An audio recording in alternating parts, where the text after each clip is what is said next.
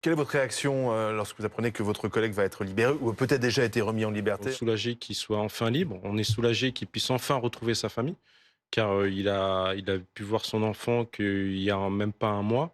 Donc pour nous, ça nous touche beaucoup parce que on voit beaucoup de commentaires, mais je pense que personne ne peut savoir ce que c'est que d'être policier et de vivre, de travailler dans une société où notre mission première est de protéger et de voir aujourd'hui qu'on a l'impression de ne pas être protégé, nous, dans notre Aussi, action, ses fonctions. mais dans l'exercice de ses fonctions et dans une action de police. Ce sont 4 mois et demi de trop pour vous? C'est injuste.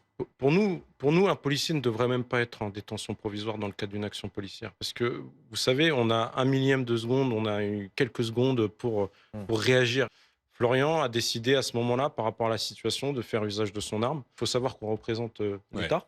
Il y a une responsabilité de l'État de nous protéger dans ce genre d'action. Vous dites que la police, donc, choisit ses cibles? Je crois qu'il y a un certain nombre d'interventions qui ne se font pas normalement Dans les règles. dans certains territoires et à plus forte raison quand on a affaire à un certain type de public. Et alors attendez il y a- que Reda Belladj Ouais, vous parce que- réponde. Allez-y, monsieur Belladj.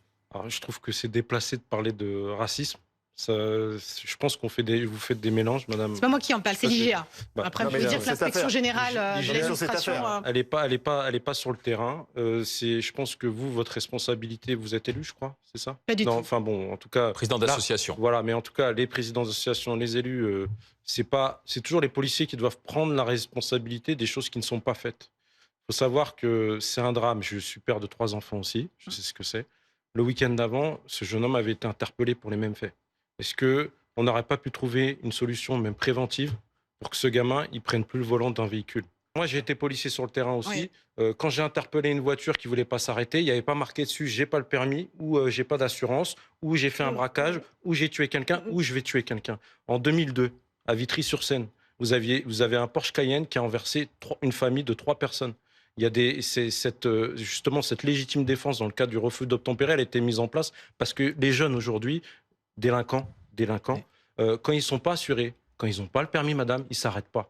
Et comme vous dites, je vais prendre le même argument que vous. Si votre enfant il se fait renverser par un jeune qui n'a pas le permis, vous réagirez comment? Est-ce que ça veut dire que son geste est correct aujourd'hui? On s'est retrouvés tous à un moment ou à un autre dans cette situation.